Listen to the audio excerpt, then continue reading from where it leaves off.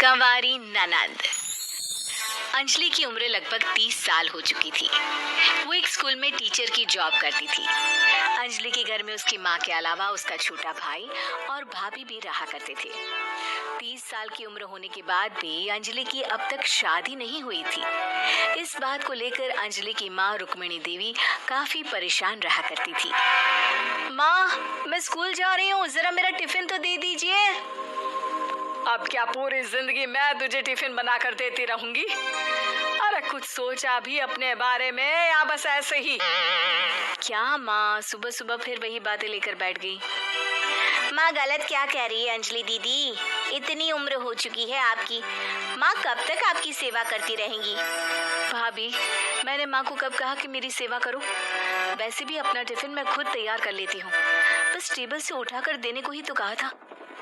वैसे अंजलि दीदी, देखा जाए तो टिफिन उठाकर देने की उम्र तो आपकी है।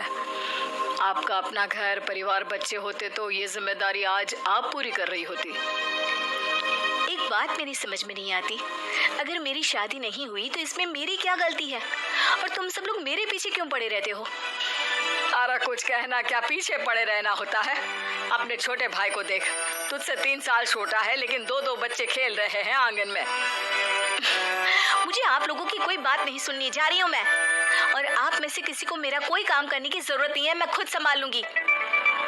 इतना कहकर अंजलि वहां से चली जाती है। शाम को जब अंजलि अपने स्कूल से लौटकर घर वापस आती है तो उसने देखा कि पड़ोस वाली निर्मला चाची वहां पर बैठी हुई थी।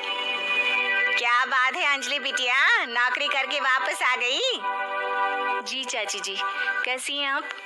मैं तो ठीक हूँ बेटा, तुम बताओ शादी के बारे में कुछ सोचा या नहीं?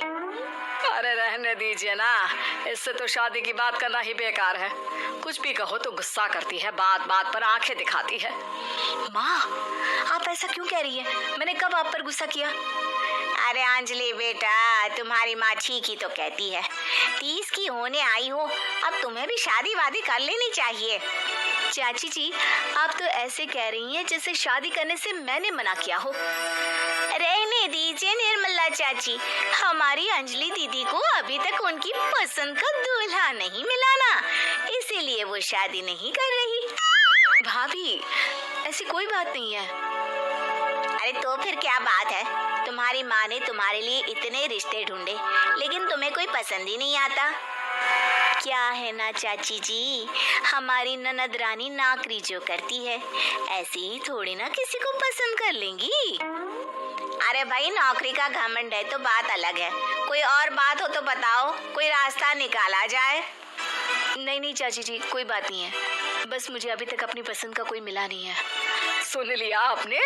इस लड़की के तो पर निकल आए हैं और इतनी उम्र में अपनी पसंद का कोई मिलेगा भी नहीं इसे। माँ, आप मेरी शादी को लेकर हमेशा मुझे ताने क्यों मारती रहती हैं? अपनी माँ की बातें तो ताने लगती है। ताने हैं? बताओ, मैंने कुछ गलत कहा क्या? देखो, ये सब छोड़ो, मेरी दूर की बुआ का बेटा है, उसकी अभी शादी नहीं हुई है, उम्र होगी कोई 34-35 साल। आप कहें तो बात आगे बढ़ाऊं? अरे हाँ हाँ, क्यों नहीं, ये भी कोई पूछने की बात है। अरे जल्दी से लड़के को यहाँ बुला लो। माँ, आप मुझसे पूछे बिना मेरी शादी की बात करने जा रही हैं और मेरी उम्र 30 भी पूरी नहीं हुई है। निर्मला चाची कह रही है कि वो लड़का 35 साल का है। अंजलि दीदी, आपको क्या लगता है इस उम्र में कोई फिल्म का हीरो आएगा आपके लिए? देखिए, अब पसंद और नापसंद की बात तो रहने दीजिए, पसंद करने की उम्र तो आपकी निकल चुकी। अब तो जो भी मिले उसी से शादी कर लीजिए, इसी में भलाई है। तेरी भाभी बिल्कुल ठीक कह रही है, अब जैसा रिश्ता मिले उसके लिए हाँ कर देना ताकि हम भी गंगा नहाए। ठीक है, चलिए मैं उस लड़के को कहती हूँ, वो कल ही अंजलि को देखने आ जाएगा। अगले दिन निर्मला चाची के दूर का रिश्तेदार अंजलि को देखने उसके घर आता है। उसका नाम था अजय। अंजलि जी, तो आप नौकरी करती हैं, वो भी स्कूल में? जी हाँ, मैं स्कूल में टीचर हूँ। हमारी बेटी बहुत होशियार है। अरे पढ़ने लिखने में इतनी होशियार है, इसीलिए तो इसकी नौकरी लगी है स्कूल में। हाँ हाँ ठीक है आंटी जी, जरा मुझे भी तो बात करने दीजिए आपकी बेटी से। जी पूछिए ना, क्या पूछना चाहते हैं? अंजलि मैडम, ये तो बताइए कि आपने अभी तक शादी क्यों नहीं की? बस ऐसे ही, कहीं कोई रिश्ता पसंद नहीं आया इसलिए। लेकिन क्या मैं आपसे पूछ सकती हूँ कि आपने शादी क्यों नहीं की? अंजलि, क्या कर रही हो तुम? लड़कियों को इस तरह की बातें नहीं शोभा देती। रहने दीजिए आंटी जी, आपकी बेटी काफी पढ़ी लिखी है, मैं उनके सवाल का जवाब दे ही देता हूँ। वो क्या है ना, मुझे भी अभी तक अपनी पसंद की कोई लड़की नहीं मिली। अच्छा, कोई बात नहीं। वैसे आपकी तनख्वाह कितनी है? कितना कमा लेती है महीने का? जी यही कोई 25,000 महीने। बस 25,000? इतने से क्या होता है? इतने से तो आजकल घर भी नहीं चलता। आपके कहने का क्या मतलब है?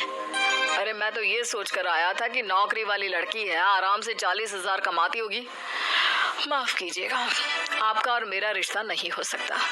जी कोई बात नहीं, मुझे भी आपके साथ शादी करने में कोई इंटरेस्ट नहीं है। अंजलि, किस तरह की बात कर रही हो? घर आए रिश्ते को ठुकरा रही हो तुम। दीदी, अब इस उम्र में आपको इतनी अकड़ नहीं दिखानी चाहिए। अच्छा खासा रिश्ता हाथ से निकल गया, कहीं ऐसा ना हो कि जिंदगी भर कुंवारी ही रह जाओ आप। कुछ दिन और ऐसे ही निकल जाते हैं और अंजलि की शादी कभी नहीं होती। अंजलि के परिवार वाले बिंदास उसे ताने मारते रहते हैं, लेकिन अंजलि एक बड़ी नौकरी की तैयारी करती है और उसमें सिलेक्ट होने के बाद अंजलि को एक बहुत बड़ी नौकरी मिल जाती है। अब तो दीदी के नखरे और भी ज्यादा बढ़ जाएंगे भाई, अब तो इतनी बड़ी नौकरी जो लगी है, अब इनकी शादी होने से रही। माँ, मुझे नौकरी के लिए दूसरे शहर जाना पड़ेगा। आप जानती हैं ये बहुत बड़ी जॉब है और इसमें पैसे भी बहुत ज्यादा मिलेंगे। अच्छा, कितने पैसे मिलेंगे बेटा?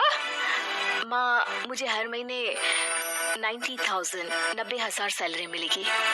क्या? अरे वाह वाह, ये तो बहुत अच्छी बात है। लेकिन फायदा क्या? कितने भी पैसे मिले, शादी तो हुई नहीं ना तुम्हारी।